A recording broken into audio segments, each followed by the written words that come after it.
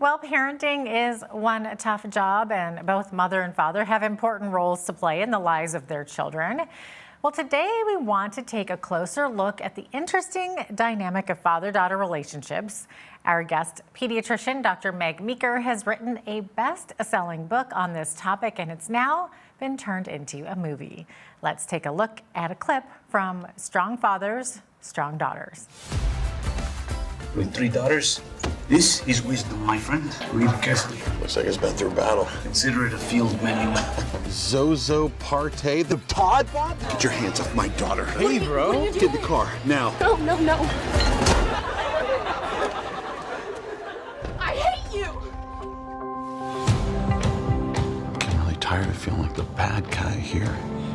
You still don't get it! I took my eye off the ball. I'm gonna get better at how I show him.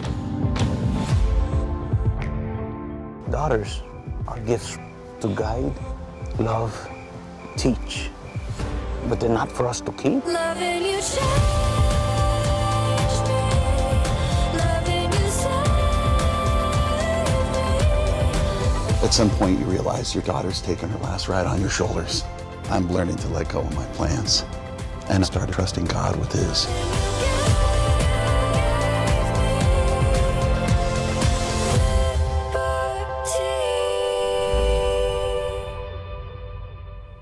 We'd like to welcome Dr. Meg Meeker to Bridge City News now. It's so great to have you with us, Dr. Meeker. Thanks for joining. Thanks so much for having me. Of course. So can you first of all maybe give us a brief overview of the themes in the book and the movie? Sure. I wrote the book because as a pediatrician, I saw in my practice that the kids, the girls who had issues and illnesses got recovered much more quickly when they had fathers involved. So I wrote the book to really elevate fathers and say, we need to teach our fathers how to engage more. And it just hit. And so a number of years ago, then PureFlix bought the rights to the movie, and they developed a storyline, which is fabulous, about a father who has 3 daughters, and he encounters some issues with these daughters because he's not really understanding who they are, and he learns to understand them as the movie goes along. I'm sure any father of daughters would probably relate to what you just said, not really understanding what's going on in these girls, especially during that adolescence time. It's interesting that you said, as a pediatrician, you saw that girls were healing faster. Are you talking any kind of healing, like physical or mental illness? Like, what were you looking at there? Usually mental illness. But a lot of mental illness is associated with physical sensations and physical feelings. For instance, a depressed daughter with some anxiety may develop an eating disorder, which of course lasts for a long time. There can be other problems associated with depression, anxiety, drinking, taking drugs. And I found that, the daughters whose fathers would come in for a visit periodically or just involved in their lives got better so much faster. But at the same time, our culture was maligning fathers and putting them down and saying, kids don't need a dad. They just need their mother. And I was experiencing the exact opposite in my practice. So I did the research and I said, no. We need our dads. That's amazing. Why do you think that role of fatherhood is so important to, I guess, not just girls, but every child? It really is. From a kid's perspective, they perceive their fathers very differently than they perceive their mothers. Now, parents don't want to hear that, but my job is to speak for kids. And what I found is that fathers have a different type of authority than a mother does in their lives. For instance, and it's not better or worse, kids feel their mothers have to say nice things. They have to encourage them. They have to tell them that they're really good at soccer. And so go, well, that's just my mom. But when a father says that, it means something very different in the child's life. And so fathers' words and opinions and feelings carry a different weight to a child than a mother's do. That's fascinating. Do you think that kids look up to their dads differently than they do their mothers then? I know what you're saying there, because it's almost like they're more to the point, I guess, more There is. The mother in the first 10 years of a daughter or a son's life is the one who teaches them an emotional vocabulary. She's the one that says, it's okay to cry when you come home from second grade and you're not feeling good. Dads, on the other hand, might say to their son, oh, come on, buck up, you're fine. Just simple things like that. So mothers are the ones who emotionally engage more. And I found that they emotionally engage daughters more, not because fathers don't want to, but fathers don't know how to handle their daughters. They're intimidated. They think, I don't get her. She doesn't talk like I do. She talks way too much, or she wants to do different things. So they tend to withdraw from their daughters, and that hurts daughters. Okay, so what advice would you be giving to parents who want to communicate more during those distant years? What I would say to a father, during the pre-pubertal and pubertal years is your daughter's going to communicate to you that you're dorky, if people use that word anymore, and I don't want anything to do with you. But that's not how she really feels about you. That's how she feels about herself. So fathers during those difficult years need to engage their daughters more, not less. Now that feels counterintuitive to them. And by that I mean ask her to go on errands with you. Ask her if she wants to have breakfast with you on a Saturday morning. Ask her how life is at the end of the night when she's getting ready to go to bed. In other words, just move in and try to talk to her. Let her know that you still love her, that you want to affirm her, and that she's still really great in your eyes. That makes a world of difference to how a daughter turns out in her later teen years. So true. So, what about single dads or those who may have been separated from their kids and maybe not always by choice? Right, exactly. What I have found is that in many states, fathers who are divorced will remain close to their kids for the first few years, but after 5 or 10 years, they kind of give up because they think, you know what, my kid doesn't want to be with me. Maybe mom doesn't like me and is teaching my daughter, son, that I'm a terrible person.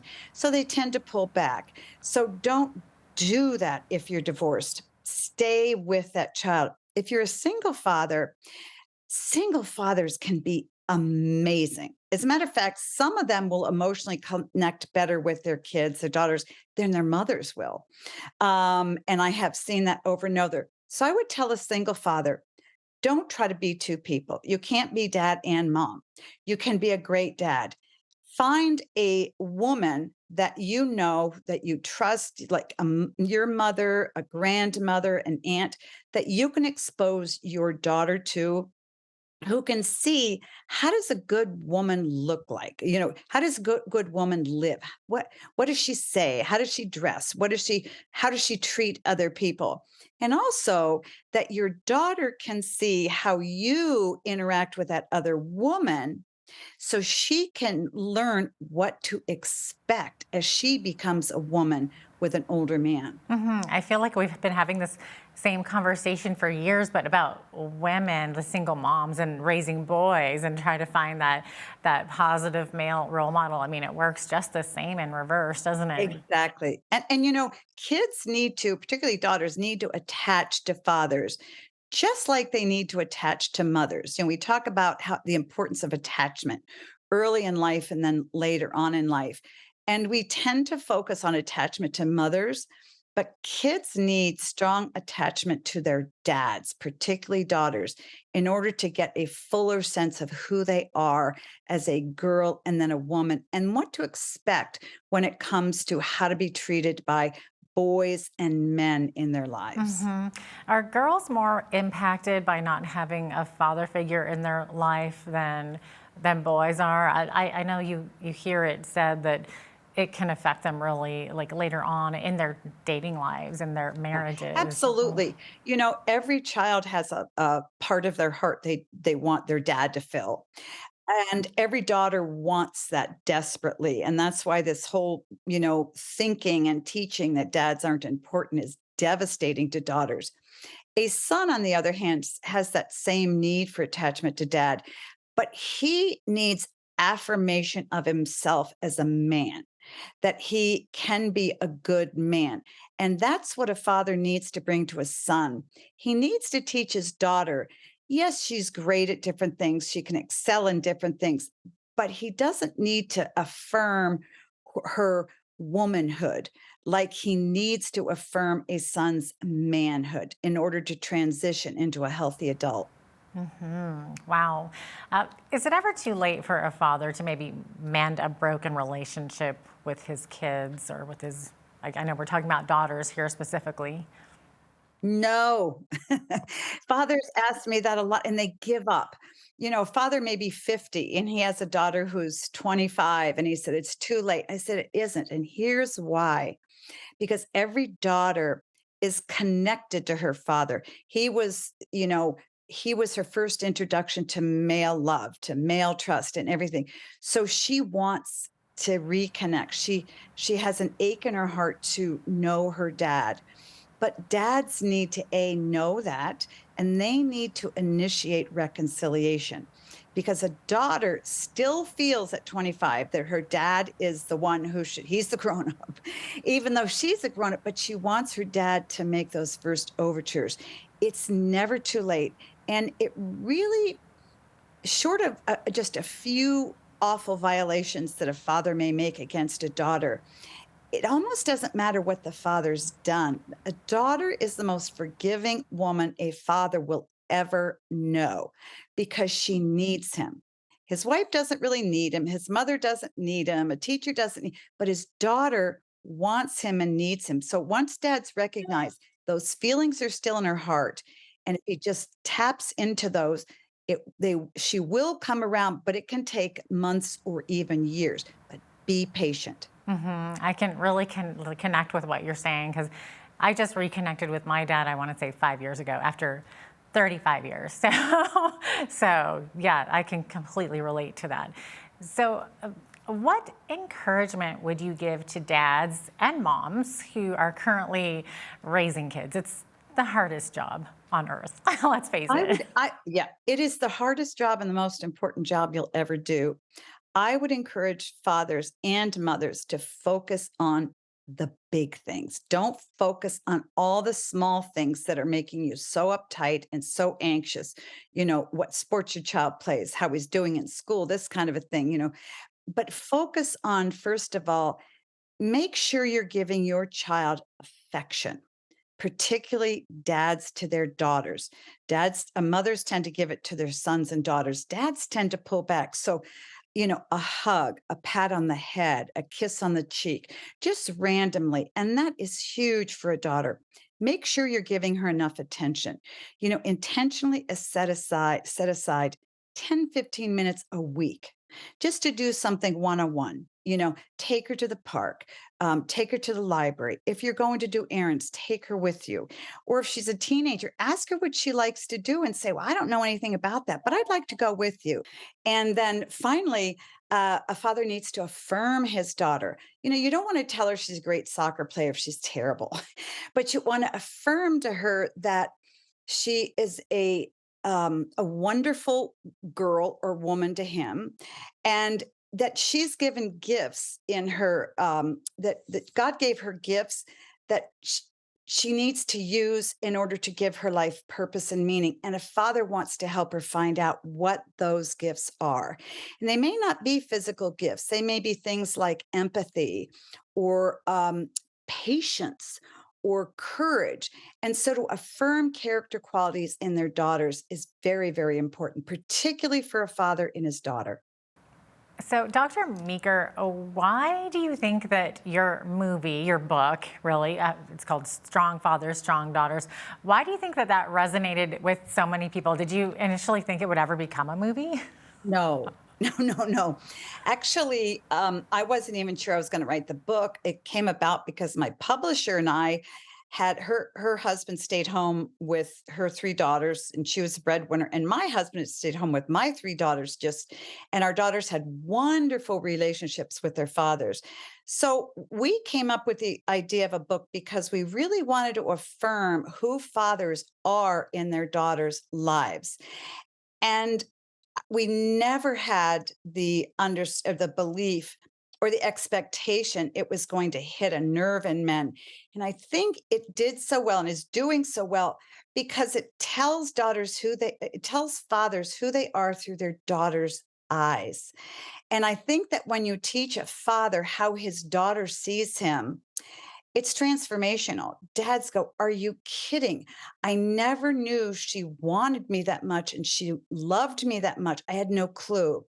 And so then Pureflix bought the movie rights to the book, and that was a number of years ago. And I thought, well, we'll see. And then they brought the movie out, and I was so excited because it's a fabulous movie. It's very uplifting. It's very pro dad. And that's what we need right now in America is something that encourages fathers. Absolutely. What do you hope people will take away from Strong Fathers, Strong Daughters, the book and the movie? I mean, encouragement for one thing. My hope is that fathers will, one, learn that they're much more important than they believe they are, and that they will learn how to engage. They'll learn how to, really move forward and engage their daughters in a very simple but effective way.